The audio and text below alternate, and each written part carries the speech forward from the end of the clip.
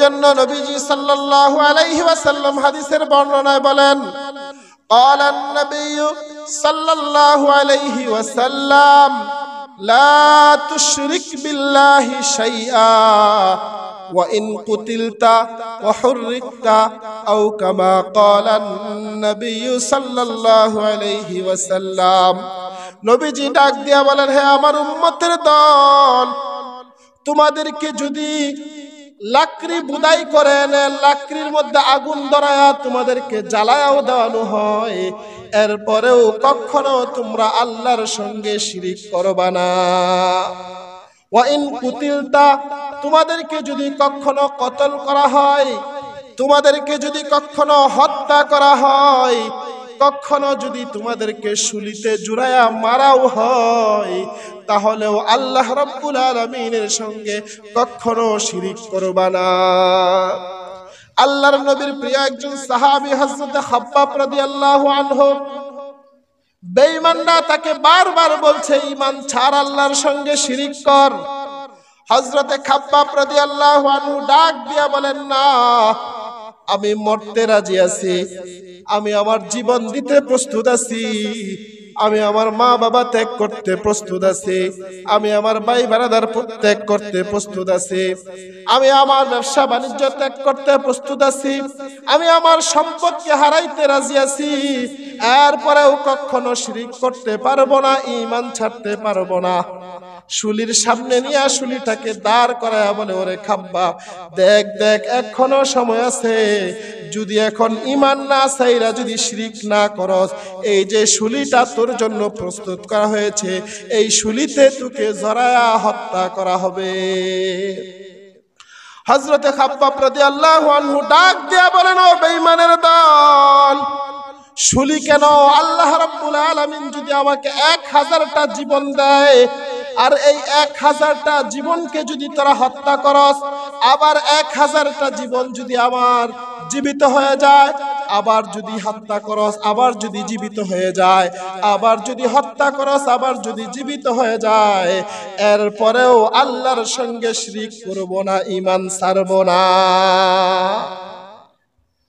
ও মুসলমান ভাইরা আমার, এই জন্য ঈমানের বড় দাম, কিন্তু ঈমানটা হতে হবে শিরিক মুক্ত একটা ঈমান। শিরিক হলো ক্যান্সারের মতো একটা ভাইরাস। ক্যান্সার হলে যেমন মানুষ বাঁচে না, মানুষের ঈমানের মধ্যে যদি শিরিক ঢুকে যায়, মানুষের ঈমানের মধ্যে যদি শিরিক নামক ভাইরাসটা ঢুকে যায়, সেই ঈমান তাকে কখনো জান্নাতে পৌঁছাইতে পারে না। এই জন্য প্রিয় ভাই, বলেন শিরিক করা যাবে? কথা রাজ করে বলেন, শিরিক করা যাবে? আপনি ছোটখাটো গুনাহ করবেন, সেটা আপনাকে আল্লাহ যে কোনো উসিলায় মাফ করে দিতে পারে, কিন্তু শিরিক এমন বড় গুনাহ, 6টা গুনার কথা হাদিসের মধ্যে আসছে, যেই গুনাহ আল্লাহ রাব্বুল আলামিন শবে বরাত, শবে কদরের মতো গুরুত্বপূর্ণ রাত্রিতেও ক্ষমা করবেন না। এই জন্য শিরিক ছাড়া ঈমান নিয়া, শিরিক মুক্ত ঈমান নিয়া যদি আপনি অল্প আমলও করতে পারেন, অল্প ইবাদতও করতে পারেন, হতে পারে এই অল্প আমল, অল্প ইবাদত আল্লাহ রাব্বুল আলামিন কবুল কইরা আপনাকে কোনো একটা উসিলা দিয়ে আপনাকে পরপারে পার করায়া দিতে পারে। কিন্তু যদি আপনার ঈমানের মধ্যে কিঞ্চিত পরিমাণ সরিষা দ্বারা পরিমাণ শিরিকের গন্ধ পাওয়া যায়, এই ঈমান দ্বারা আপনি পরপারে পার হওয়ার কোনো সুযোগ, আরো জোরে আওয়াজ করে বলেন, পার হওয়ার কোনো সুযোগ নাই। এই জন্য প্রিয় ভাই, ভালো জিনিসের দাম, ইনটেক জিনিসের দাম সব জায়গায় বেশি, ঠিক না? ইনটেক জিনিসের দাম আপনি প্রত্যেকটা জায়গায় দেখবেন। 2টা জিনিস, একটা ভালো, একটা ইনটেক, আর একটা ভালো না, ইনটেক না, হয়তো ফরমালিন যুক্ত, না হয় পচা, না হয় গান্দা কিছু জিনিস। বলেন মানুষ কোনটাকে গ্রহণ করতে চায়? ভালোটাকে গ্রহণ করতে চায়। আর ইনটেক যদি জিনিস না হয়, কোনো পচা জিনিস যদি হয়, পচা জিনিসের সঙ্গে ভালো কোনো জিনিস যদি আপনি মিলিত করে রাখেন, সেই ভালো জিনিসটাকেও পচা জিনিসটা ভাইরাস আক্রান্ত করে সেটাকেও কি করে ফেলে? কথা বলেন, কি করে ফেলে? এই জন্য আপনার ঈমানটাকে ইনটেক করতে হবে, এমন ইনটেক যেন কোনো শিরকের দুর্গন্ধ, কোনো বিদআতের দুর্গন্ধ, কোনো গুনার দুর্গন্ধ আইসা আপনার এই ইনটেকটাকে আস্তে আস্তে জ্বালায়া পুরায়া এটার মধ্যে ভাইরাস দিয়া আপনার ঈমানটাকে কখনো নষ্ট করে দিতে না পারে। এই জন্য প্রিয় ভাইরা আমার, আমরা একটি শিরক মুক্ত ঈমান গ্রহণ করব তো ইনশাআল্লাহ। আরো যারা আওয়াজ করে বলেন শিরক মুক্ত ঈমান গ্রহণ করব তো ইনশাআল্লাহ।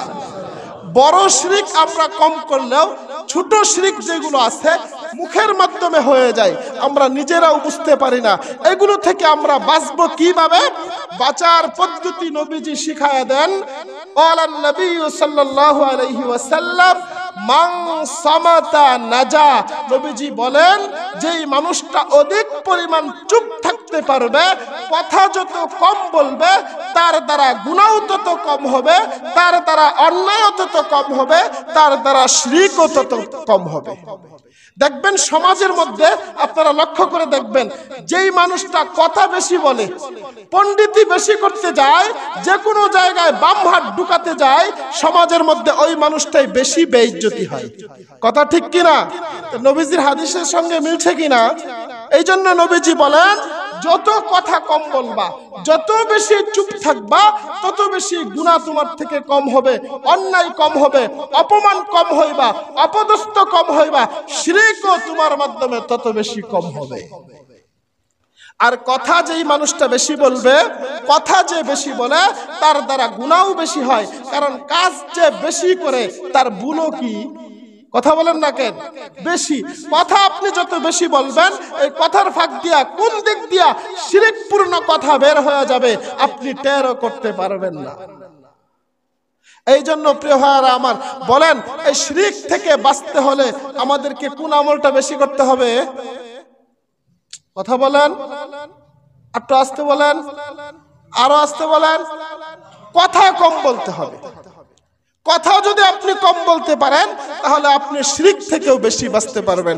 আল্লাহ রাব্বুল আলামিন আমাদের সবাইকে